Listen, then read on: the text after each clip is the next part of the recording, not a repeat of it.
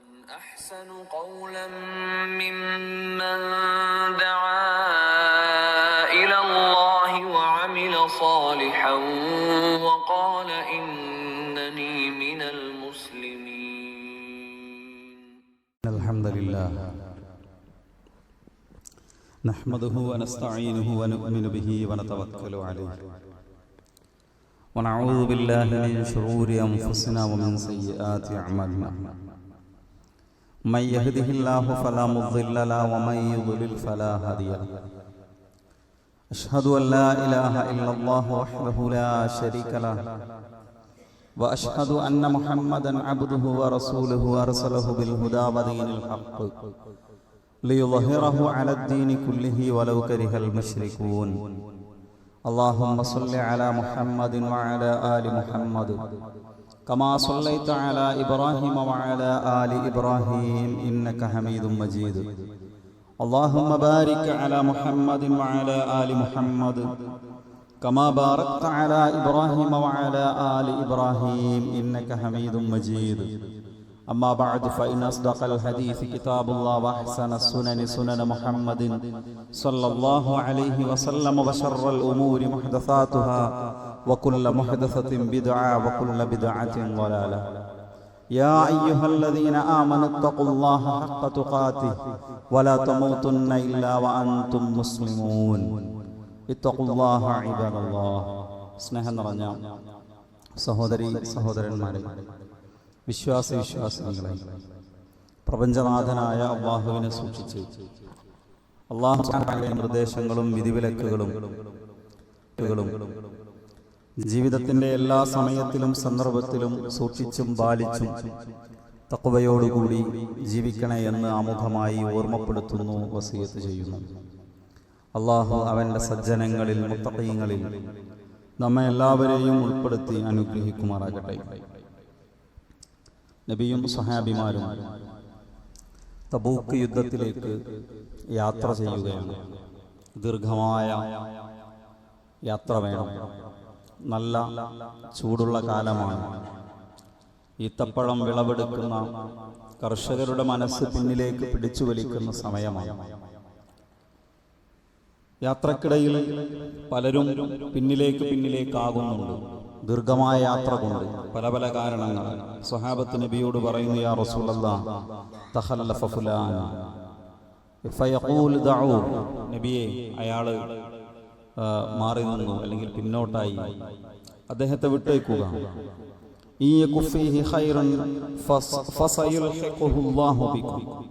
അതിൽ അദ്ദേഹത്തിൽ ആരെങ്കിലും എന്തെങ്കിലും ഒരു നന്മയുണ്ടെങ്കിൽ നമ്മോടൊപ്പം അല്ലാഹു അദ്ദേഹത്തെ ചേർക്കും. ഇങ്ങനെ യാത്രയിൽ പിന്നിലായി പോകുന്ന ആളുകളെ കുറിച്ച് സഹാബത്ത് ഇങ്ങനെ പറയും, തഖല്ലഫ ഫുലാൻ തഖല്ലഫ ഫുലാൻ.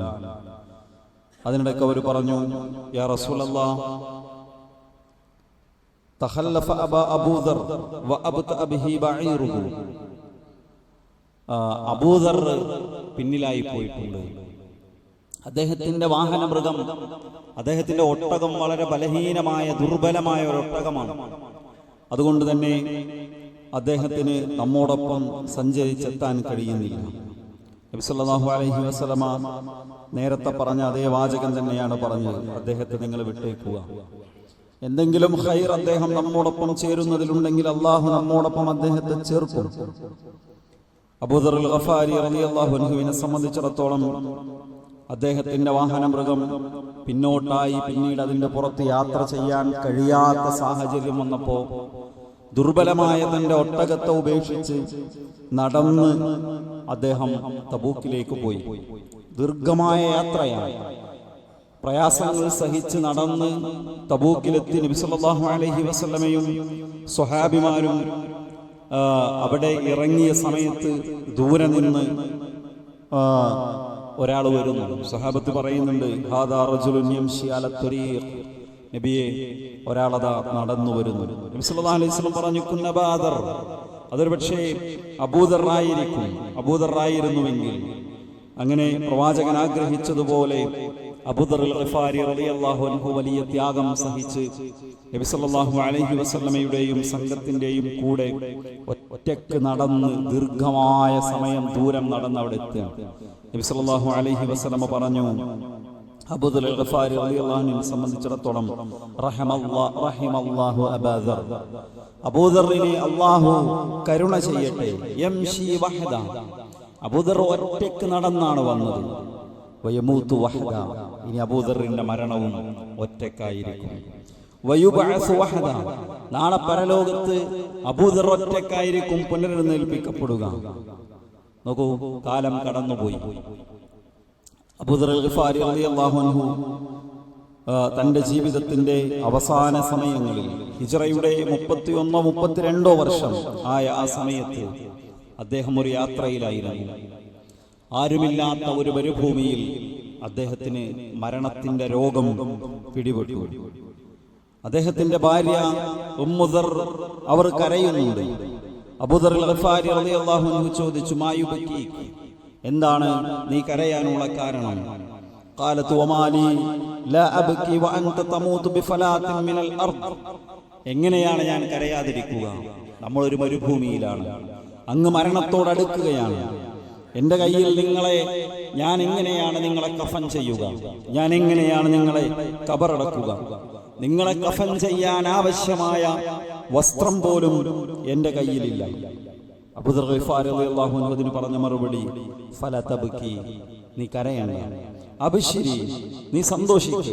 ഫഇന്നി സമഅതു റസൂലല്ലാഹി സ്വല്ലല്ലാഹു അലൈഹി വസല്ലമ യഖൂൽ, അല്ലാഹുവിന്റെ റസൂൽ പറയുന്നത് ഞാൻ കേട്ടിട്ടുണ്ട്, ലാ യമൂതു ബൈന ഇംറഅൈനി മുസ്ലിമൈനി വലദാനി ഔ സലാസ് ഫയസ്ബറാനി ഔ ഫയുരീദാനി النار ഫയരിദാനി النار അബദ. രണ്ട് കുട്ടികളെ ബാക്കിയാക്കി മരിച്ചു പോകുന്ന ആളെ കുറിച്ച് സന്തോഷ വാർത്ത അറിയിച്ചിട്ടുണ്ട് പ്രവാചകൻ. ഇത് പറഞ്ഞു. പിന്നെ പ്രവാചകൻ പറഞ്ഞു, ലയമൂതുന്ന റജുലുൻ മിൻകും ബിഫലാത്തിൻ മിനൽ അർദ്, ഈ കൂട്ടത്തിൽ, നിങ്ങളുടെ ഈ കൂട്ടത്തിൽ, പ്രവാചകന്റെ സംസാരം കേട്ടുകൊണ്ടിരിക്കുന്ന ആളുകളെ കുറിച്ച് പറയാണ്, ഈ കൂട്ടത്തിൽ ഒരാൾ ഒരു മരുഭൂമിയിൽ വെച്ച് മരണപ്പെടും. അയാളുടെ ജനാസക്ക് പക്ഷേ ഒരു സംഘം ആളുകൾ സാക്ഷിയാകും. അബൂദർ ഗഫാരി റളിയല്ലാഹു അൻഹു പറയാണ്, ആ സംഘത്തിൽ ഞാനുണ്ടായിരുന്നു. നബി പറയുമ്പോൾ ആ കൂട്ടത്തിൽ ഞാനുണ്ടായിരുന്നു. അതിൽ ഞാനൊഴികെ ബാക്കിയുള്ളവരെല്ലാം മരിച്ചുപോയി, ഞാൻ മാത്രമാണ് ബാക്കിയാകുന്നത്. എനിക്ക് മുമ്പേ മരിച്ചുപോയവരാരും ഒരു മരുഭൂമിയിൽ ഒറ്റപ്പെട്ടിട്ടല്ല മരിച്ചത്, പക്ഷേ ഞാനിവിടെ ഒറ്റപ്പെട്ട് മരിക്കുകയാണ്. അതുകൊണ്ട് തന്നെ പ്രവാചകൻ അന്ന് പറഞ്ഞത്, ഒരു സംഘം ആളുകൾ എൻ്റെ ജനാസക്ക്, ഒറ്റക്ക് മരിക്കുന്ന മനുഷ്യന്റെ ജനാസക്ക് സാക്ഷിയാകുമെന്നാണ്. അതുകൊണ്ട് ആരെങ്കിലും ഇവിടെ വരാതിരിക്കുകയില്ല എന്ന് അബൂദർ ഗഫാരി റളിയല്ലാഹു അൻഹു തൻ്റെ ഭാര്യയെ ആശ്വസിപ്പിക്കുകയാണ്. അല്പസമയം കഴിഞ്ഞപ്പോ ഒരു സംഘം ആളുകൾ അവിടെ എത്തി. ഇതാരാണെന്ന് ചോദിച്ചു. ഞാൻ അബൂദറാണെന്ന് പറഞ്ഞു. പ്രവാചകന്റെ സ്വഹാബിയായ അബൂദറാണോ എന്ന് ചോദിച്ചു. അവർ അദ്ദേഹത്തെ കഫൻ ചെയ്തു. അദ്ദേഹത്തിന്റെ മരണം നടന്ന് കഫൻ ചെയ്ത് കബറടക്കി മയ്യത്തു നമസ്കരിച്ച് അവർ അവിടെ നിന്ന് കടന്നുപോയി. ഞാൻ പറയുന്ന സുഹൃത്തുക്കളെ, നബി സല്ലല്ലാഹു അലൈഹി വസല്ലമ മരിച്ച് 21-22 വർഷങ്ങൾക്കു ശേഷമാണ് ഇത് നടക്കുന്നത്. പ്രവാചകന്റെ വാചകങ്ങൾ അക്ഷരം പ്രതി സത്യമായി പുലരുന്നത് നമ്മൾ കാണാണ്. അബൂദർ ഗഫാരി റളിയല്ലാഹു അൻഹുവിനെ കുറിച്ച് പറഞ്ഞ ഒരു വാചകം, അബൂദർ മരിക്കുന്നത് ഒറ്റയ്ക്കായിരിക്കും. അബൂദർ ഗഫാരി റളിയല്ലാഹു അൻഹുവിനെ കുറിച്ച് പറയുന്ന രണ്ടാമത്തെ വാചകം, ഈ കൂട്ടത്തിൽ ഒരാൾ മരുഭൂമിയിൽ മരിക്കും, അയാൾക്ക് ഒരു സംഘം ആളുകൾ പിന്നീട് അയാളുടെ ജനാസക്ക് സാക്ഷിയാകും. അബൂദർ ഗഫാരി റളിയല്ലാഹു അൻഹുവിന്റെ ഭാര്യ വിഷമിച്ചിരിക്കുമ്പോൾ അങ്ങോട്ടൊരു സംഘം ആളുകൾ വരുന്നു, അദ്ദേഹത്തിന്റെ ജനാസക്ക് സാക്ഷിയാകുന്നു. എന്തുകൊണ്ടാണ് നബി സല്ലല്ലാഹു അലൈഹി വസല്ലമയുടെ വാചകൾ അങ്ങനെ സത്യമായി പുലരുന്നത്? വിശുദ്ധ ഖുർആൻ നമ്മളെ പഠിപ്പിക്കുന്നു, വമാ യൻതിഖു അനിൽ ഹവാ ഇൻ ഹുവ ഇല്ലാ വഹ്യു യൂഹാ. നബി സല്ലല്ലാഹു അലൈഹി വസല്ലമയുടെ വാചകങ്ങൾ ഒന്നുപോലും, മതമായി പഠിപ്പിച്ച പ്രവാചകന്റെ വാക്കുകളിൽ ഒന്നുപോലും നബിയുടെ തന്നിഷ്ടമില്ല. അത് അല്ലാഹുവിൽ നിന്നുള്ള വഹയിന്റെ അടിസ്ഥാനത്തിലാണ്. പൊതുവിൽ വിശുദ്ധ ഖുർആനിനെ കുറിച്ച് നമുക്ക് വലിയ മഹത്വം നമ്മുടെ മനസ്സിലുണ്ട്, വലിയ പരിശുദ്ധിയും പവിത്രതയുമുണ്ട്. അതങ്ങനെ തന്നെയാണ് വേണ്ടത്. വിശുദ്ധ ഖുർആനിനോളം കിടപിടിക്കുന്ന ഒന്നും ലോകത്തില്ല. അത് അല്ലാഹുവിന്റെ കലാമാണ്, അല്ലാഹുവിന്റെ വചനങ്ങളാണ്. എന്നാൽ ഇസ്ലാമിൽ വിശുദ്ധ ഖുർആൻ വിശ്വാസികൾക്ക് മാർഗനിർദ്ദേശമായി നൽകിയതുപോലെ അള്ളാഹു വിശ്വാസികൾക്ക് പ്രമാണമായി മാർഗനിർദ്ദേശമായി നൽകിയ രണ്ടാമത്തെ കാര്യമാണ് പ്രവാചകന്റെ ഹദീസുകൾ, പ്രവാചകന്റെ സുന്നത്തുകൾ. നബിയുടെ ജീവിതത്തെ കൂടുതൽ പഠിക്കുന്ന സമയമാണ്. കഴിഞ്ഞ 2 ആഴ്ചകളിലും പ്രവാചകനുമായി ബന്ധപ്പെട്ട ഖുതുബകളിലെ വിഷയങ്ങളാണ് നമ്മൾ ഖുതുബയിൽ കൊണ്ടുവന്നിരുന്നത്. ഇവിടെ നബിയെ പഠിക്കുമ്പോൾ നബിയുടെ ഹദീസുമായി ബന്ധപ്പെട്ട, നബിയുടെ സുന്നത്തുമായി ബന്ധപ്പെട്ട അതിൻ്റെ പ്രാധാന്യവും മഹത്വവും അനിവാര്യതയും നമ്മൾ മനസ്സിലാക്കാതെ പോകാൻ പാടില്ല. വിശുദ്ധ ഖുർആനിലെ അമാനുഷികതകളെ കുറിച്ച് നമ്മൾ കേട്ടിട്ടുണ്ട്. ഖുർആനിനെ ശാസ്ത്രവുമായി ബന്ധപ്പെടുത്തി അതിലെ അത്ഭുതങ്ങളെ നമ്മൾ പഠിച്ചിട്ടുണ്ട്. വിശുദ്ധ ഖുർആനിനെ ചരിത്രവുമായി ബന്ധപ്പെടുത്തി അതിലെ അത്ഭുതങ്ങളെ നമ്മൾ കേട്ടിട്ടുണ്ട്. ഖുർആൻ ഒരു മുഅ്ജിസത്താണ്.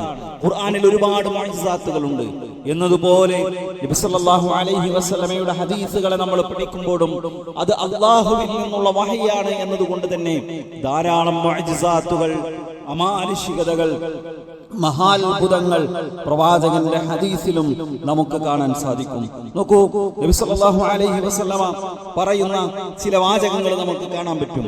ഒന്ന് അദീ ഇബ്നു ഹാത്തിം റളിയല്ലാഹു അൻഹു പറയാണ്, ബൈനമാ അന ഇൻദ റസൂലില്ലാഹി സ്വല്ലല്ലാഹു അലൈഹി വസല്ലം إذ أتاه رجل فشكى إليه الفاقة ثم أتاه آخر فشكى إليه قطع السبيل. ഒരാൾ നബിയുടെ അടുത്ത് വന്നിട്ട് ദാരിദ്ര്യത്തെ കുറിച്ച്, ഇല്ലായ്മയെ കുറിച്ച് പറഞ്ഞു. വേറൊരാൾ പ്രവാചകന്റെ അടുത്ത് വന്നിട്ട് ദീർഘമായ യാത്ര ചെയ്യേണ്ടതിനെ സംബന്ധിച്ച് അതിനുള്ള കഴിവുകേടിനെ കുറിച്ച് സംസാരിച്ചു. നബി സല്ലല്ലാഹു അലൈഹി വസല്ലം അദീ ഇബ്നു ഹാത്തിം എന്ന് പറയുന്ന മഹാനായ സ്വഹാബി വര്യനെ വിളിച്ചിട്ട് ചോദിച്ചു, യാ അദീ ഹൽ റഅയ്തൽ ഹീറ, നീ ഹീറ കണ്ടിട്ടുണ്ടോ?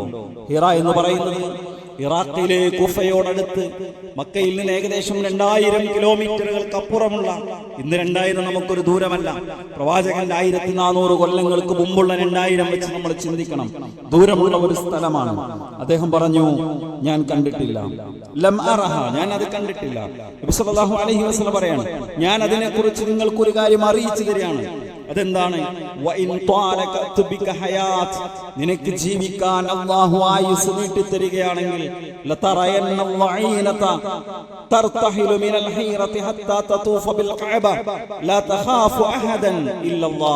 നിനക്ക് അല്ലാഹു ആയുസ് നൽകുകയാണെങ്കിൽ ആ ഹീറയിൽ നിന്ന് ഒരു സ്ത്രീ യാത്ര ചെയ്തു വന്ന് ഈ കഅബയിലെത്തി തവാഫ് ചെയ്യും, അവൾക്ക് അല്ലാഹുവിനെ അല്ലാതെ ഭയപ്പെടേണ്ടി വരില്ല. അങ്ങനത്തെ ഒരു കാലം വരും. ഇവിടങ്ങളിലെല്ലാം നിർഭയത്വത്തോടുകൂടി ഒരു സ്ത്രീക്ക് സഞ്ചരിക്കാൻ കഴിയാവുന്ന ഒരു സാഹചര്യം ഉണ്ടാകുമെന്ന് അദീ ഇബ്നു ഹാത്തിം റളിയല്ലാഹു അൻഹു നബി സല്ലല്ലാഹു അലൈഹി വസല്ലമ സന്തോഷ വാർത്ത അറിയിക്കുകയാണ്. വീണ്ടും പ്രവാചകൻ ചോദിക്കുന്നുണ്ട്, ലഇൻ ത്വാലത് ബിക ഹയാത്ത്, നിനക്ക് ഇനിയും ആയുസ് ലഭിക്കുകയാണെങ്കിൽ ഇതാ കിസ്റ ബിൻ ഹർമുസ് നിനക്ക് പകരുന്നത് നിനക്ക് കാണാൻ പറ്റും. അതിന്റെ നിധി കുംഭങ്ങൾ, അതിലെ സമ്പാദ്യം ഈ വിശ്വാസികളുടെ കൈകളിൽ വരുന്നത് നിങ്ങൾക്ക് കാണാൻ പറ്റും. അദ്ദേഹം ചോദിക്കൊണ്ട്, കിസ്റ ബിൻ ഹർമുസ്, ഹർമുസിന്റെ കിസ്റ തകർന്ന് അത് വിശ്വാസികൾക്ക് അധീനപ്പെടുമെന്നാണോ നിങ്ങൾ പറയുന്നത്? വളരെ അത്ഭുതത്തോടു കൂടി ചോദിക്കുകയാണ്. മഹാനായ പ്രവാചകൻ സല്ലല്ലാഹു അലൈഹി വസല്ലം പറയാണ്, ഇബ്നു ഹർമുസിന്റെ കിസ്റ തകരും. ബഹ്റൈനിലാണത്. അന്നത്തെ ബഹ്റൈൻ ആ പ്രവിശ്യയാണ് ഹർമുസ് ഭരിച്ചിരുന്ന കിസ്റ എന്നാണ് പറയപ്പെടുന്നത്. പേർഷ്യയിലും കിസ്റ ഭരണം നടത്തിയിരുന്നു. ഷാം ഉൾപ്പെടുന്ന പ്രദേശം റോമിന്റെ ഹിർക്കലിന്റെ കീഴിലായിരുന്നു ഉണ്ടായിരുന്നത്. നബി സല്ലല്ലാഹു അലൈഹി വസല്ലം അദീ ഇബ്നു ഹാത്തിം റളിയല്ലാഹു അൻഹുവിനെ സന്തോഷ വാർത്ത അറിയിക്കുകയാണ്. നമുക്ക് വേറൊരു സംഭവം നമുക്ക് കാണാൻ പറ്റും. അബൂ അബ്ദുല്ലാഹി ഇബ്നു ഖബ്ബാബ് ഇബ്നുൽ അറത്ത് റളിയല്ലാഹു അൻഹുവിനെ സംബന്ധിച്ച് നമ്മൾ എപ്പോഴും കേൾക്കാറുള്ള ഒരു ചരിത്ര ശകലമാണ്. നബി സല്ലല്ലാഹു അലൈഹി വസല്ലം കഅബയുടെ ഓരത്ത്, കഅബയുടെ തണലിൽ തന്റെ ഒരു പുതപ്പ് തലയണയാക്കി ഇങ്ങനെ വിശ്രമിക്കുന്നതിനിടയിലാണ് ഖബ്ബാബ് റളിയല്ലാഹു അൻഹു ഒരുപക്ഷേ മക്കയിലെ ഏറ്റവും കൂടുതൽ വിശ്വാസത്തിന്റെ പേരിൽ പീഡനം അനുഭവിക്കേണ്ടി വന്ന സ്വഹാബി വര്യനാണ് ഖബ്ബാബ് റളിയല്ലാഹു അൻഹു. അദ്ദേഹം നബിയുടെ അടുത്ത് വന്നിട്ട് ചോദിക്കാണ്, അല്ലാ തസ്തൻസിറു ലനാ അല്ലാ തദ്ഉ ലനാ, പ്രവാചകരെ അങ്ങക്ക് വേണ്ടി പ്രാർത്ഥിക്കുന്നില്ലേ? അങ്ങ് ഞങ്ങൾക്ക് വേണ്ടി അള്ളാഹുവിനോട് സഹായം ചോദിക്കുന്നില്ലേ? ഞങ്ങൾ പീഡിപ്പിക്കപ്പെടുകയാണ്, പ്രയാസപ്പെടുകയാണ്. നബി സല്ലല്ലാഹു അലൈഹി വസല്ലമ അവരെ ആശ്വസിപ്പിച്ചു. എങ്ങനെയാണ് ആശ്വസിപ്പിച്ചത്? ഖദ് കാന ലക്കും മിൻ ഖബ്ലിക്കും യുഅഖദു റജുലു ഫയുഹഫറു ലഹു ഫിൽ അർദ്. നിങ്ങളുടെ മുമ്പ് കുറെ സമൂഹങ്ങൾ കടന്നുപോയിട്ടുണ്ട്. അവരുടെ അവസ്ഥ എന്തായിരുന്നു എന്നറിയാമോ? അവരെ കുഴി കുഴിക്കും, ആ കുഴിയിൽ അവരെ ഇറക്കി നിർത്തും, പകുതി അവരെ കുഴിച്ചു മൂടും, എന്നിട്ട് ഇരുമ്പിന്റെ ചീപ്പുകൾ ഉപയോഗിച്ച് അവരുടെ എല്ലും മാംസവും വേർതിരിക്കുന്ന രൂപത്തിൽ അവരുടെ ശരീരം ചീകും, അവരുടെ തലയിൽ ഉളിയടിച്ച് ശരീരം രണ്ട് പിളർപ്പാക്കി തീർക്കും.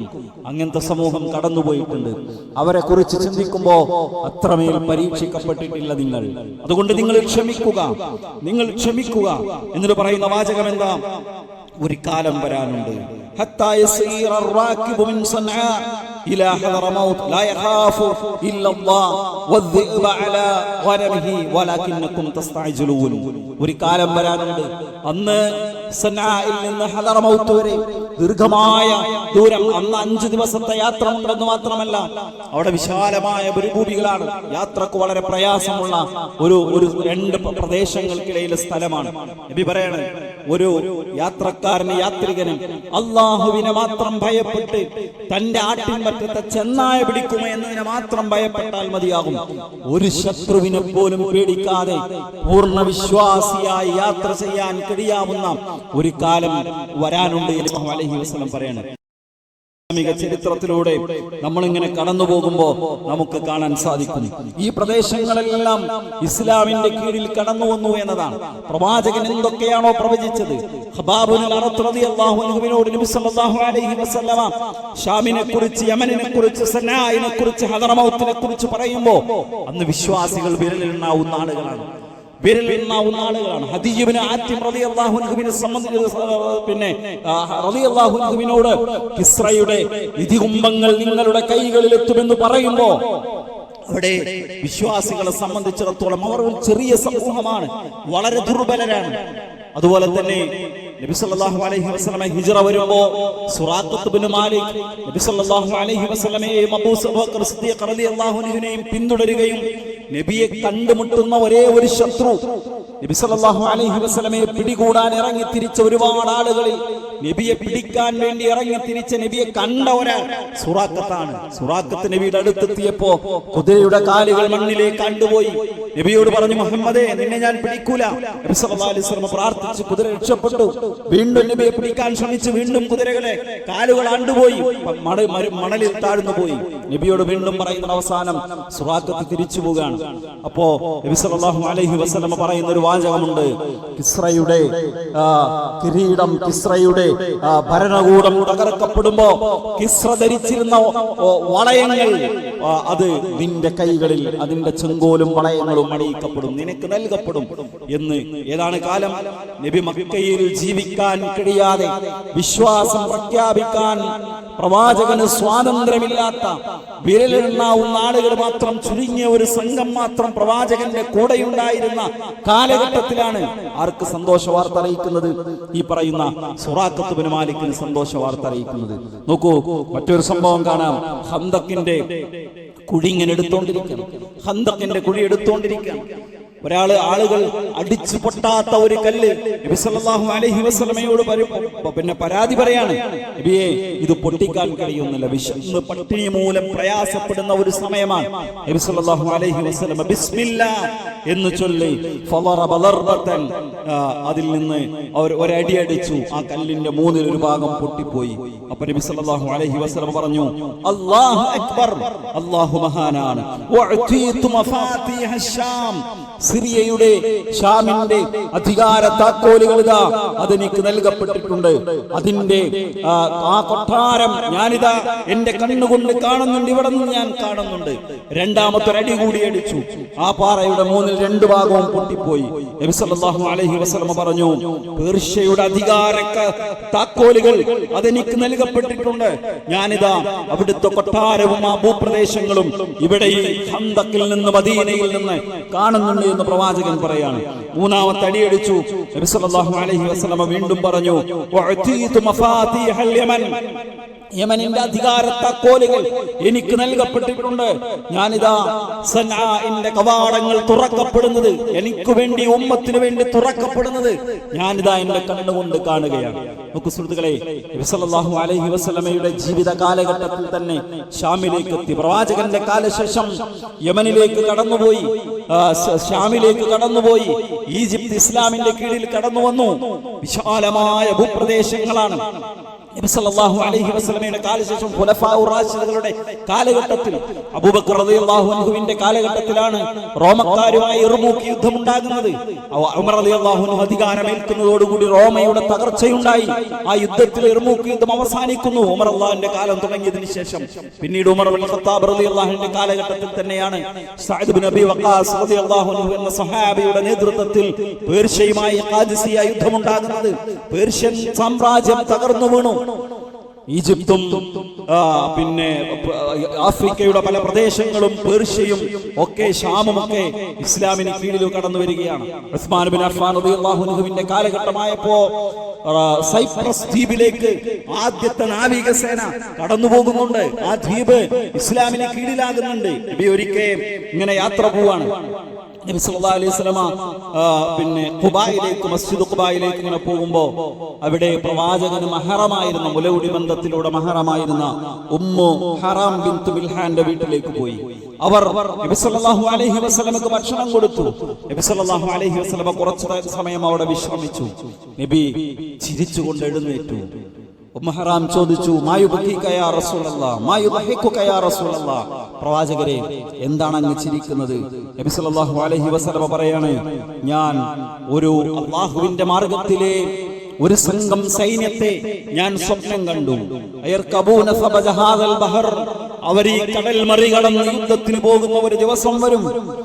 അപ്പോ ഉമ്മു ഹറാം ബിൻത് മിൽഹാൻ പറഞ്ഞു, എങ്കിൽ പ്രവാചകരെ ആ സൈന്യത്തിൽ ഉൾപ്പെടാൻ, ഞാൻ കൂടി ഉൾപ്പെടാൻ എനിക്ക് വേണ്ടി അങ്ങ് പ്രാർത്ഥിക്കണം. നബി സല്ലല്ലാഹു അലൈഹി വസല്ലമയോട് പ്രാർത്ഥിച്ചു. നബി സല്ലല്ലാഹു അലൈഹി വസല്ലമ പറഞ്ഞു, എന്താ പറഞ്ഞത്? നീ അതിലുണ്ടാകും, നീ ആ കൂട്ടത്തിലുണ്ടാകും. 2 തവണ സ്വപ്നം കാണുകയും പ്രവാചകൻ 2 തവണ ഈ വാചകം പറയുകയും അതിന്റെ മുൻനിരയിൽ നീ ഉണ്ടാകുമെന്ന് ഉമ്മു ഹറാം ബിൻത് മിൽഹാനോട് പറയാണ്. നോക്കൂ, കടൽ കടന്ന് യുദ്ധം സൈന്യം കടന്നു പോവുക എന്ന കാര്യം സംഭവിക്കണം. പ്രവാചകനത പ്രവചിക്കുന്നത്. അതുവരെ ഉമ്മു ഹറാമിന്റെ മരണം സംഭവിക്കാൻ പാടില്ല. ഉമ്മു ഹറാം ആ സൈന്യത്തിലെ അംഗമാകണം. സൈപ്രസ് ദ്വീപിലേക്കുള്ള സൈനിക നീക്കത്തിൽ ഉമ്മു ഹറാം ബിൻത് മിൽഹാൻ പങ്കെടുത്തിരുന്നുവെന്നാണ്. അവർ സൈപ്രസിൽ വെച്ചാണ് പിന്നീട് അവരുടെ മരണം നടക്കുന്നത് എന്ന് വരെ ചരിത്രം പറയാം. നബി സല്ലല്ലാഹു അലൈഹി വസല്ലമയുടെ പ്രവചനങ്ങൾ അതുപോലെ സത്യമായി പുലരുന്നു. എന്തുകൊണ്ട്? അലാ ഇന്നി ഊതീതുൽ കിതാബ വമിസ്ലഹു മഅഹു, എനിക്ക് ഖുർആനും അതുപോലെയുള്ള മറ്റൊന്നുകൂടി ലഭിച്ചിട്ടുണ്ട്. പ്രവാചകന്റെ വാചകങ്ങൾ പ്രവാചകൻ വെറുതെ പറയുന്നതല്ല. നബി സല്ലല്ലാഹു അലൈഹി വസല്ലമയുടെ വാചകങ്ങൾ പ്രവാചകൻ വെറുതെ പറയുന്നതല്ല, അത് വഹയിന്റെ അടിസ്ഥാനത്തിലാണ്. അതുകൊണ്ട് തന്നെ ഹദീസുകൾക്ക്, പ്രവാചകന്റെ സുന്നത്തിന് വലിയ പ്രാധാന്യം നമ്മൾ നൽകണം. നോക്കി, നമ്മൾ കഴിഞ്ഞ ദിവസം ഹിർക്കൽ ചക്രവർത്തിക്ക് നബി സല്ലല്ലാഹു അലൈഹി വസല്ലമ കത്തയച്ച സംഭവം പറയുണ്ടായി. അതുപോലെ പല രാജാക്കന്മാർക്കും, നജാശിക്ക് കത്തയച്ചു, നേരത്തെ പറഞ്ഞ ഇബ്നു ഹർമസിന് കത്തയച്ചു, കിസ്റക്ക് കത്തയച്ചു. കിസ്റ നബിയുടെ കത്ത് കിട്ടിയപ്പോ എന്താ ചെയ്തെന്നറിയോ? അത് കീറിക്കളഞ്ഞു. അപ്പോ നബി സല്ലല്ലാഹു അലൈഹി വസല്ലമ പ്രാർത്ഥിച്ചു, അല്ലാഹുമ്മ മസ്സഖ മുൽകഹു, അല്ലാഹുവേ അധികാരം നീ കീറിക്കളയണമേ. മസ്സഖാനാണ് കീറിനുള്ളതിന്റെ വാക്ക്. അതായത് അയാളുടെ അധികാരം നീ ചീന്തിക്കളയണമേ എന്ന് പറഞ്ഞു. അധികം താമസിച്ചില്ല, അദ്ദേഹത്തിന്റെ കൊട്ടാരത്തിൽ കലാപമുണ്ടായി. അദ്ദേഹത്തിന്റെ മകൻ തന്നെ കിസ്റയെ കൊന്നുകളയുന്ന സാഹചര്യമുണ്ടായി. അയാളുടെ വയറ് കീറിയാണ് കിസ്റയുടെ മകൻ കിസ്റയെ കൊന്നതാണ്. പക്ഷെ 6 മാസം കഴിഞ്ഞില്ല, കൊന്ന മകനും മരിച്ചുപോയി. പിന്നീട് 4 വർഷത്തിനിടയിൽ 10 ഭരണാധികാരികൾ അവിടെ ഉണ്ടായി. നാട് നാമാവശേഷമായി, ആകെ ഛിന്ന ഭിന്നമായി പോയി. അതോടുകൂടി ആ ഭരണകൂടം അവസാനിക്കുകയാണ്. പ്രവാചകന്റെ മറ്റൊരു ഹദീസിൽ ആ വാചകം നമുക്ക് അങ്ങനെ തന്നെ വായിക്കാൻ സാധിക്കും. നബി സല്ലല്ലാഹു അലൈഹി വസല്ലം എന്താ പറഞ്ഞത്? ഈ കിസ്റക്ക് ശേഷം ഈ കിസ്റക്ക് ശേഷം വേറെ ഒരു കിസ്റ വരാനില്ല, ഈ ഹിർക്കലിന് ശേഷം വേറൊരു ഹിർക്കൽ വരാനില്ല. പ്രവാചകന്റെ കാലഘട്ടത്തിൽ നിലനിന്നിരുന്ന ആ കിസ്റക്കും ഹിർക്കലിനും ശേഷം പിന്നീട് ആ ഭരണകൂടങ്ങൾ ഉണ്ടായിട്ടില്ല. ഹിർക്കൽ പ്രത്യേകിച്ച് ഷാമിനെ സംബന്ധിച്ചിടത്തോളം ആ ഭരണകൂടങ്ങൾ നിലനിന്നിരുന്നില്ല എന്ന് നമുക്ക് കാണാൻ സാധിക്കും. അത് ഒരുപാട് കാര്യങ്ങളിൽ നബി സല്ലല്ലാഹു അലൈഹി വസല്ലം എന്താണോ പ്രവചിച്ചത് അത് അതുപോലെ സത്യമായി പുലരുന്നത് ഇസ്ലാമിക ചരിത്രത്തിലൂടെ കടന്നു പോകുമ്പോൾ നമുക്ക് കാണാൻ സാധിക്കും. ഉഹദ് മലയുടെ മുകളിൽ നിൽക്കണം നബി സല്ലല്ലാഹു അലൈഹി വസല്ലമയുണ്ട്, അബൂബക്കർ സിദ്ദീഖ് റളിയല്ലാഹു അൻഹു ഉണ്ട്, ഉമർ ഇബ്നുൽ ഖത്താബ് റളിയല്ലാഹു അൻഹു, ഉസ്മാൻ ഇബ്നു അഫ്ഫാൻ റളിയല്ലാഹു അൻഹു ഉണ്ട്. ഉഹദ് മലയൊന്ന് വിറച്ചു. നബി ഉഹദ് മലയിൽ ഒരു ചവിട്ടിയിട്ട് പറഞ്ഞു, ഉഹദേ അടങ്ങ്, നിന്റെ മുകളിൽ അബൂബക്കറും നിന്റെ മുകളിൽ അബൂബക്കർ നബിയും വസിദ്ദീഖുൻ വശഹീദാൻ. നിന്റെ മുകളിലുള്ള ആരാണെന്നറിയാമോ? ഒരു പ്രവാചകനാണ്, വേറൊന്നൊരു സിദ്ദീഖാണ്, പിന്നെ 2 രക്തസാക്ഷികളാണ്. നോക്കൂ, പ്രവാചകനെ കുറിച്ചും സിദ്ദീഖ് റളിയല്ലാഹുവിനെ കുറിച്ചും രക്തസാക്ഷികൾ എന്ന് നബി പറഞ്ഞില്ല. ഉമർ റളിയല്ലാഹുവിനെ സംബന്ധിച്ചും ഉസ്മാൻ ഇബ്നു അഫ്ഫാൻ റളിയല്ലാഹുവിനെ കുറിച്ചും നബി പറഞ്ഞത് രക്തസാക്ഷികൾ എന്നാണ്. പ്രവാചകന്റെ കാലം കഴിഞ്ഞ് 2.25 കൊല്ലം മഹാനായ അബൂബക്കർ സിദ്ദീഖ് റളിയല്ലാഹു അൻഹു ഭരണം നടത്തി. അതിനുശേഷം 10 കൊല്ലം ഉമർ റളിയല്ലാഹു അൻഹു ഭരണം നടത്തി. അഥവാ ഏകദേശം 13 കൊല്ലം കഴിഞ്ഞാണ് ഉമർ റളിയല്ലാഹു അൻഹുവിന്റെ ഭരണം ഉണ്ടാകുന്നത്. ഉമർ റളിയല്ലാഹു അൻഹു എങ്ങനെ മരിച്ചത്? സുബ്ഹി നമസ്കരിച്ചു കൊണ്ടിരിക്കെ അബൂ ലുഅ്ലുഅ എന്ന് പറയുന്ന ഒരു ശത്രു കത്തിയുമായി നമസ്കാരത്തിന്റെ സഫിൽ ഒളിച്ചിരുന്ന് ഉമർ റളിയല്ലാഹുവിന്റെ വയറിന് കുത്തി. ഉമർ റളിയല്ലാഹു അൻഹു കിട്ടിയത് രക്തസാക്ഷ്യമായിരുന്നു. ഉസ്മാൻ ഇബ്നു അഫ്ഫാൻ റളിയല്ലാഹു അൻഹു വീണ്ടും 12 കൊല്ലം കഴിഞ്ഞാണ്, അഥവാ നബിയുടെ മരണശേഷം 25 വർഷത്തിന് ശേഷമാണ് ഉസ്മാൻ ഇബ്നു അഫ്ഫാൻ റളിയല്ലാഹു അൻഹുവിന്റെ മരണമുണ്ടാകുന്നത്. കലാപകാരികൾ ഉസ്മാൻ റളിയല്ലാഹു അൻഹുവിന്റെ വീട് വളയാണ്. അങ്ങനെ അദ്ദേഹത്തെ വീട് ആക്രമിച്ചാണ് കൊല്ലപ്പെടുത്തുന്നത്. നെഞ്ചിലേക്ക് വാള് കുത്തിയിറക്കി മരിച്ചു. അദ്ദേഹത്തിന്റെ രക്തം ചിന്തി. ഖുർആൻ ഓതിക്കൊണ്ടിരിക്കുകയായിരുന്നു, ഒരു തുള്ളി രക്തം ഇറ്റി വീണത് എന്ന വിശുദ്ധ ഖുർആനിലെ സൂറത്തുൽ ബഖറയിലെ ആ വാചകത്തിന്റെ അടുത്താണ്, വാചകത്തിലാണ് ഒരു തുള്ളി രക്തം ഇറ്റി വീണത്. അതിന്റെ അർത്ഥം അല്ലാഹു മതി അവരെ കൈകാര്യം ചെയ്യാൻ. ഉസ്മാൻ റളിയല്ലാഹു അൻഹുവിനെ കൊല്ലാൻ സ്തംഭടിച്ച കലാപകാരികളിൽ ഒരാൾക്ക് പോലും നല്ല മരണം ഉണ്ടായിട്ടില്ല. എല്ലാവരും കൊല്ലപ്പെടുകയാണ് ചെയ്തത്. ഉസ്മാൻ റളിയല്ലാഹുവിന്റെ മരണം ഉണ്ടായത് എങ്ങനെയാണ്? രക്തസാക്ഷിയായിരുന്നു. നബി സല്ലല്ലാഹു അലൈഹി വസല്ലമ വർഷങ്ങൾക്ക് മുമ്പ് പറഞ്ഞു, ഉസ്മാൻ രക്തസാക്ഷിയാണ്. ഒരു സ്ഥലത്തിരിക്കുമ്പോൾ നബി പറഞ്ഞ ഇങ്ങോട്ടൊരാൾ കടന്നു വരും, അയാൾക്ക് ഷഹാദത്തുണ്ട്, അയാൾക്ക് രക്തസാക്ഷ്യമുണ്ട്. ഉസ്മാൻ ഇബ്നു അഫ്ഫാൻ റളിയല്ലാഹു അൻഹു ആയിരുന്നു. നബിയുടെ ഓരോ ഹദീസ് എടുത്തു നോക്കുമ്പോൾ നബി പറഞ്ഞു, എനിക്ക് ശേഷം എന്റെ കുടുംബത്തിൽ നിന്ന് വരുന്നത്, നബിയുടെ മരണാസന്നനായി കിടക്കുമ്പോ വേദനിച്ചു കരയുന്ന ഫാത്തിമയോട് നബി പറയാണ്, ഫാത്തിമ, എന്റെ കുടുംബത്തിൽ നിന്ന് ആദ്യം എന്നോടൊപ്പം ചേരുന്നത് നീയായിരിക്കും. ഫാത്തിമ റളിയല്ലാഹു അൻഹയാണ് നബി സല്ലല്ലാഹു അലൈഹി വസല്ലമയുടെ കുടുംബത്തിൽ നിന്ന് ആദ്യം മരണപ്പെടുന്നത്. ഞാൻ ചരിത്രവുമായി ബന്ധപ്പെടുത്തി പ്രവാചകന്റെ ചില പ്രവചനങ്ങളാണ് സൂചിപ്പിച്ചത്. നമുക്ക് സുഹൃത്തുക്കളെ, നബി സല്ലല്ലാഹു അലൈഹി വസല്ലമയുടെ ഹദീസുകളിലെ മഹാത്ഭുതങ്ങൾ നമുക്ക് ശാസ്ത്രവുമായി ബന്ധപ്പെടുത്തി പറയാൻ സാധിക്കും. ഒരുപാട് കാര്യങ്ങൾ കോർത്തിണക്കി അല്ലാഹുവിൽ നിന്ന് കിട്ടിയ വഹയിന്റെ മഹത്വം, അത്ഭുതം, അത് നമുക്ക് മനസ്സിലാക്കാൻ കഴിയും. അതുകൊണ്ട് തന്നെ ഇത് റബ്ബിന്റെ വഹയാണ്. അതിൽ അബദ്ധങ്ങൾ ഉണ്ടാവുകയില്ല, അതിൽ അബദ്ധങ്ങൾ സാധ്യമല്ല. വഹയിന്റെ അടിസ്ഥാനത്തിലാണ് പ്രവാചകൻ പറഞ്ഞത്. അതൊരു പക്ഷേ ആ യാഥാർത്ഥ്യം നമുക്ക് ബോധ്യപ്പെടുന്നത് വരെ ഒരുപക്ഷെ കാത്തിരിക്കേണ്ടി വരും. സ്വഹാബത്താരും കിസ്റയുടെ കൊട്ടാരം നമുക്ക് കീഴ്പ്പെടുന്നു പറഞ്ഞപ്പോൾ അതിനെ സംശയിച്ചിട്ടില്ല. വളരെ ദുർബലരായിരുന്ന കാലഘട്ടത്തിലാണ് മദീന പള്ളിയിലെ ഈ തപ്പനത്തടി കൊണ്ട് മണ്ണ് കൊണ്ട് കെട്ടിയുണ്ടാക്കിയ വീട്ടിലിരുന്നിട്ടാ നബി പറഞ്ഞത്, ദജ്ജാൽ വരും, മദീനയിലേക്ക് ദജ്ജാലിന് പ്രവേശനമില്ല. മദീനയിലേക്ക് എത്തി നോക്കി ദജ്ജാൽ ചോദിക്കും, ഏതാണ് ഈ വെള്ളക്കൊട്ടാരമെന്ന്. ദജ്ജാൽ മദീനയിലേക്ക് എത്തി നോക്കിയിട്ട് ചോദിക്കും, ഏതാണ് ഈ വെള്ളക്കൊട്ടാരമെന്ന്. അന്നത്തെ ദുർബലമായ ചെറിയ മദീന പള്ളിയിൽ നിന്ന് സ്വഹാബത്ത് കേൾക്കുമ്പോ അവർ ചോദിച്ചിട്ടില്ല, നബിയേ, ഈ ചെറിയ വീട്, ഈ ചെറിയ പള്ളി വലിയ കൊട്ടാരമാകുമെന്നാണോ അത് വിശ്വസിക്കാൻ? നബിയോട് ചോദിച്ചിട്ടില്ല. നമുക്കേതറിയും? 1400 കൊല്ലങ്ങൾക്ക് മുമ്പ് മരിച്ചു പോയത് അറിയില്ല. നമ്മുടെ വിശ്വാസം പ്രവാചകന്റെ സുന്നത്തിൽ, പ്രവാചകന്റെ ഹദീസിൽ നമ്മുടെ വിശ്വാസം അങ്ങനെയാണ്. അതാണ് ശരിയായ ഇസ്ലാം എന്ന് പറയുന്നത്. ഇവിടെ ഒരുപാട് ചിന്താധാരകളുണ്ട്. ഒരുപാട് ചിന്താഗതികളുണ്ട്. ഹദീസിനെ കൈയൊഴിയുകയാണ്, ഹദീസിനെ നിഷേധിക്കാൻ ഒരു മടിയുമില്ല. നിങ്ങൾ നോക്കൂ, സംസം എന്ന് പറയുന്നത്, സംസമിന് രോഗം മാറ്റാൻ കഴിയുമെങ്കിൽ പിന്നെ നിങ്ങൾ എന്തിനാ ആശുപത്രിയിൽ പോകുന്നത് എന്ന് ചോദിക്കുന്ന ആ യുക്തിവാദമുണ്ടല്ലോ, അത് ദീനല്ല, അത് ദീനല്ല. വിശ്വാസിക്ക് അതിൽ വിശ്വാസം. സംസം വെള്ളം എന്തിനു വേണ്ടിയാണോ കുടിച്ചത് അതിൽ ആ ലക്ഷ്യം സാക്ഷാത്കരിക്കപ്പെടുമെന്ന വിശ്വാസമാണ് വിശ്വാസിക്കുണ്ടാകേണ്ടത്. എന്നാൽ അതേ ആളുകൾ വിശുദ്ധ ഖുർആനിൽ അംഗീകരിക്കുന്നവരാണ്. ഖുർആൻ എന്ന് തേനിനെ കുറിച്ച് പറയുന്നുണ്ട്. തേനില്ലേ പിന്നെ ആശുപത്രി പോകണമെന്ന് ചോദിക്കൂല. അത് ആളുകൾ മനസ്സിലാക്കുന്നിടത്ത് സംഭവിക്കുന്ന മഹാബദ്ധങ്ങളാണ്. നോക്കൂ, പ്രവാചകൻ പറഞ്ഞൊരു വാചകം കൂടി കൂട്ടിച്ചേർത്ത് ഞാൻ അവസാനിപ്പിക്കാം. പറഞ്ഞെന്തറിയോ? ജൂതന്മാർ 71 വിഭാഗമായിട്ടുണ്ടെങ്കിൽ, ക്രൈസ്തവർ 72 വിഭാഗമായിട്ടുണ്ടെങ്കിൽ, വിശ്വാസ സമൂഹം എന്റെ ഉമ്മത്ത് 73 വിഭാഗമാകും. ഇത് പ്രവാചകന്റെ പ്രവചനമാണ്. അത് ഹവാരിജുകളുടെ കാലം മുതൽ, ഷിയാക്കളുടെ കാലം മുതൽ, മുഅ്തസിലിയാക്കളുടെ കാലം മുതൽ, മുറജ്ജിഅത്ത് മുതൽ, ഖദരിയത്ത് മുതൽ, ഭിന്നതകളുടെ ഒരുപാട് കക്ഷികളെ നമ്മളും കേരളത്തിൽ പറയും. എത്ര വിഭാഗങ്ങൾ അവിടെ. നമ്മൾ വിഷമിച്ചിട്ട് കാര്യമില്ല. പ്രവാചകന്റെ പ്രവചനം നമ്മളെന്താ ചിന്തിക്കേണ്ടത്? നബി പറഞ്ഞു, ലാ തസാലു ത്വാഇഫത്തും മിൻ ഉമ്മത്തി ലാ ഹിനൽ വിഭാഗം ആളുകൾ ഹക്കിൽ അടിയുറച്ചവരായി ലോകാവസാനം വരെ ഉണ്ടാകും.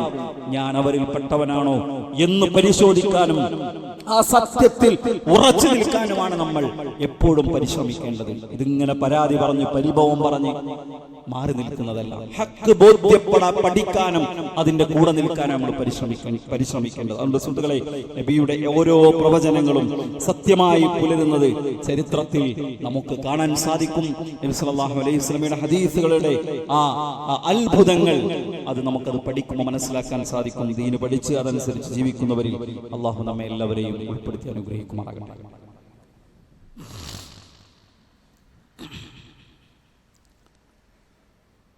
അൽഹംദുലില്ലാഹി റബ്ബിൽ ആലമീൻ വസ്സലാത്തു വസ്സലാമു അലാ നബിയ്യിനാ മുഹമ്മദിൻ വഅലാ ആലിഹി വഅസ്ഹാബിഹി അജ്മഈൻ. അമ്മാ ബഅദ്. ഇത്തഖുല്ലാഹ ഇബാദല്ലാഹ്. സ്നേഹം നിറഞ്ഞ വിശ്വാസികളെ, അള്ളാഹുവിനെ സൂക്ഷിച്ച് അള്ളാഹുവിൻ്റെ നിയമനിർദ്ദേശങ്ങളും വിലവിലക്കുകളും ജീവിതത്തിൻ്റെ എല്ലാ സമയത്തിലും പാലിച്ച് തഖ്വയോടുകൂടി ജീവിക്കണമെന്ന് ഒരിക്കൽ കൂടി ഓർമ്മപ്പെടുത്തുന്നു, വസിയത്ത് ചെയ്യുന്നു. 1-2 കാര്യങ്ങൾ സൂചിപ്പിക്കാനുള്ളൊരു 3 നമുക്ക് ഉപയോഗപ്പെടുത്താവുന്ന 3 വൈജ്ഞാനിക സംവിധാനങ്ങളെ പരിചയപ്പെടുത്തുകയാണ്. ഒന്ന്, ഇൻഷാ അല്ലാഹ് ഈ 23-ാം തീയതി തിങ്കളാഴ്ച പരപ്പനങ്ങാടിയിലൊരു ഹദീസുമായി ബന്ധപ്പെട്ട നല്ലൊരു പ്രോഗ്രാം നടക്കുന്നുണ്ട്. നമുക്ക് എത്തിപ്പെടാൻ ഒരുപക്ഷെ ബുദ്ധിമുട്ടായിരിക്കും, എങ്കിലും നമുക്ക് പഠിക്കാനുള്ളൊരവസരം എന്ന നിലയ്ക്ക് ഓൺലൈൻ സംവിധാനങ്ങളിലൊക്കെ ലഭിക്കും. അത് ഉപയോഗപ്പെടുത്തണമെന്ന് ഓർമ്മപ്പെടുത്തുന്നു. രണ്ടാമത്തത് 29-ാം തീയതി ഒരു ടീച്ചേഴ്സ് കോൺഫറൻസ് പെരിന്തൽമണ്ണയിൽ നടക്കുന്നുണ്ട്. പൊതുവിലെ വിദ്യാർത്ഥി സമൂഹത്തെ വഴി നടത്താൻ ഏറ്റവും നന്നായി കഴിയ അധ്യാപകർക്കാണ്, അധ്യാപക സമൂഹത്തിനാണ്. ഒരു വ്യക്തിയെ നമ്മൾ മാറ്റാൻ ശ്രമിക്കുമ്പോൾ ആ വ്യക്തിയിലാണ് മാറ്റം ഉണ്ടാവുക. ഒരു അധ്യാപകന്റെ കാഴ്ചപ്പാടിനെ മാറ്റാൻ, അത് ഒരു ധാർമ്മികതക്കും ഇസ്ലാമിക മൂല്യങ്ങൾക്കൊക്കെ വില കൽപ്പിക്കുന്ന ഒരാളാണെങ്കിൽ അയാളൊരു 10 കൊല്ലം ജോലി ചെയ്യുന്നുണ്ടെങ്കിൽ 10 തലമുറകളെ സ്വാധീനിക്കാൻ കഴിയും. അഥവാ ഒരു അധ്യാപകന്റെ മാറ്റം ഒരുപാട് തലമുറകളുടെ മാറ്റമാണ്. നമ്മൾ പൊതുവിൽ കുട്ടികളുടെ പ്രശ്നങ്ങളെക്കുറിച്ച് പറയും, അപ്പം അതിൻ്റെ പരിഹാരത്തെക്കുറിച്ച് നമ്മൾ ചിന്തിക്കണമല്ലോ. അതുകൊണ്ട് തന്നെ നമ്മുടെ പരിചയത്തിലുള്ള അധ്യാപകരെയെല്ലാം ഇത്തരം സംവിധാനങ്ങളിൽ എത്തിക്കാൻ നമ്മളൊന്ന് ശ്രദ്ധിക്കണം. അധ്യാപകർ സംസ്ഥാനം കേൾക്കുന്നുണ്ടെങ്കിൽ, ഇവിടെ ഉണ്ടെങ്കിൽ അവർക്കെല്ലാവർക്കും നന്നായി പ്രയോജനപ്പെടുന്നൊരു പ്രോഗ്രാമാണ് ഓർമ്മപ്പെടുത്തുന്നത്. വേറൊന്ന്, ഒക്ടോബർ 10 മുതൽ 11 വരെ തിരുവനന്തപുരത്ത് നടക്കുന്ന പ്രോഫ്കോണാണ്. നമ്മൾ പലപ്പോഴും കുട്ടികളെ കുറിച്ചാണ് നേരത്തെ സൂചിപ്പിച്ചതുപോലെ നമുക്ക് പരാതി പറയാനുള്ളത്. കുട്ടികളുടെ ജീവിത രീതി, അവരുടെ ഹെയർ സ്റ്റൈല്, അവർ ലഹരിയിലേക്ക് പോകുന്നു, മാതാപിതാക്കളോടുള്ള അനുസരണക്കേട്, ലിബറൽ സ്വാധീനം അവരിൽ ഉണ്ടാകുന്നു, ആരാധനകളിൽ നിന്ന് വിട്ടുനിൽക്കുന്നു. മുഴുവനൊരു ആഘോഷത്തിൻ്റെ മനസ്സിലാണ് കുട്ടികളുള്ളത്. പക്ഷെ നമ്മൾ പരിഹരിക്കാൻ നമ്മൾ എന്താ ചെയ്തത്? പലപ്പോഴും ഒരു രക്ഷിതാവിനെ സംബന്ധിച്ചിടത്തോളം കുറേ പരിമിതികൾ അതിനകത്തുണ്ടാകാറുണ്ട് ഇത്തരം കാര്യങ്ങൾ പരിഹരിക്കുന്നിടത്ത്. അപ്പോൾ നമ്മൾ അവർക്ക് നല്ല മാർഗനിർദ്ദേശങ്ങൾ എവിടെയാണോ കിട്ടുന്നത് അവിടെ എത്തിക്കുക. ഏറ്റവും മികച്ച കുട്ടികളെ കൈകാര്യം ചെയ്യാൻ, പ്രത്യേകിച്ച് കൗമാരപ്രായക്കാരെ കൈകാര്യം ചെയ്യാൻ കഴിയാവുന്ന ആളുകളുടെ സംസാരങ്ങൾ, പരിശീലനങ്ങളിൽ ഓരോ പഠിപ്പിക്കുക. അതിന് പറ്റാവുന്ന നല്ലൊരു സംഗതിയാണ് പ്രൊഫഷണൽ വിദ്യാർത്ഥി സമ്മേളനം തിരുവനന്തപുരത്ത് ഒക്ടോബർ 10 മുതൽ നടക്കുന്നത്. ഒരു നമ്മളെപ്പോഴും മനസ്സിൽ കാണുന്ന ഒരു പ്രശ്നത്തിന്റെ പരിഹാരം എന്ന നിലക്കാണ് ഈ ഒരു സംവിധാനത്തെ പരിചയപ്പെടുത്തുന്നത്. നമ്മുടെ അറിവിലും പരിചയത്തിലും വീട്ടിലും കുടുംബങ്ങളിലൊക്കെ ഉള്ള പ്രൊഫഷണൽ വിദ്യാർത്ഥികളെ അങ്ങോട്ട് പങ്കെടുപ്പിക്കാൻ ശ്രമിക്കുകയാണെങ്കിൽ അത് വലിയ ഗുണം ചെയ്യും. അതുകൊണ്ട് പോകാൻ ഇവിടെ നിന്നൊക്കെ വാഹനങ്ങൾ പോകുന്നുണ്ട്, അതിൻ്റെ ആളുകൾ പുറത്തുണ്ട്, അവരെ ഒന്ന് ബന്ധപ്പെട്ടാൽ മതി. അല്ലാഹു സുബ്ഹാനഹു വ തആല അവൻ്റെ ദീന് കൂടുതൽ പഠിക്കാൻ, അതനുസരിച്ച് ജീവിക്കുവാൻ നമുക്കെല്ലാവർക്കും തൗഫീഖ് നൽകി അനുഗ്രഹിക്കുമാറാകട്ടെ. നമ്മിൽ നിന്ന് വന്നുപോയ ചെറുതും വലുതുമായ എല്ലാ തെറ്റുകുറ്റങ്ങളും അല്ലാഹു നമുക്ക് പുറത്തു മാപ്പ് നൽകുമാറാകട്ടെ. പലതരത്തിലുള്ള പ്രയാസങ്ങളിലൂടെ, പ്രതിസന്ധികളിലൂടെ, രോഗങ്ങളിലൂടെ കടന്നു പോകുന്ന ധാരാളം ആളുകളുണ്ട്. അല്ലാഹു എല്ലാവർക്കും ശിഫ നൽകി അനുഗ്രഹിക്കുമാറാകട്ടെ. പ്രാർത്ഥിക്കാൻ ആവശ്യപ്പെട്ട ആളുകളുണ്ട്. നമ്മുടെ പള്ളിയുടെ സെക്രട്ടറി ഹംസക്ക ഒരു ചെറിയ പ്രയാസം കാരണം ആശുപത്രിയിലാണ്. അല്ലാഹു അദ്ദേഹത്തിന് ശിഫാഉൻ ആജിലിനെ പ്രദാനം ചെയ്യുമാറാകട്ടെ. ഈ പള്ളിയിൽ വരാറുള്ള നമ്മുടെ ഒരു സഹോദരൻ്റെ മരണവാർത്ത ഞാൻ ഇവിടെ എത്തിയപ്പോഴാണ് അറിയാൻ സാധിച്ചത്. അല്ലാഹു അദ്ദേഹത്തിന് സ്വർഗം നൽകുകയും പാപങ്ങൾ പുറത്തു കൊടുക്കുകയും ചെയ്യുമാറാകട്ടെ. സ്ഥിരമായി നമ്മുടെ പള്ളിയിൽ ഉണ്ടാകുന്ന മറ്റൊരു സഹോദരൻ യൂസുഫ് സാഹിബ് ഇതുപോലെ സ്ട്രോക്ക് വന്ന് ആശുപത്രിയിലാണ്. അല്ലാഹു അദ്ദേഹത്തിനും വളരെ വേഗത്തിൽ രോഗശമനം നൽകി അനുഗ്രഹിക്കുമാറാകട്ടെ. നമ്മിൽ നിന്ന് വേർപിരിഞ്ഞു പോയ നമ്മുടെ സ്നേഹനിധികളായ മാതാപിതാക്കൾ, ആദർശ ബന്ധുക്കൾ, കുടുംബ ബന്ധുക്കൾ, അല്ലാഹു എല്ലാവർക്കും മഗ്ഫിറത്തും മർഹമത്തും നൽകി അനുഗ്രഹിക്കുമാറാകട്ടെ. اللهم اغفر للمؤمنين والمؤمنات والمسلمين والمسلمات الأحياء منهم والأموات إنك مجيب الدعوات يا قاضي الحاجات. اللهم أجرنا من النار، اللهم أجرنا من النار، اللهم أجرنا من النار وأدخلنا الجنة يا رب العالمين. اللهم أعز الإسلام والمسلمين وأذل الشرك والمشركين. ربنا تقبل منا إنك أنت السميع العليم وتب علينا إنك أنت التواب الرحيم. اللهم صل على محمد وعلى آله وأصحابه وسلم والحمد لله رب العالمين.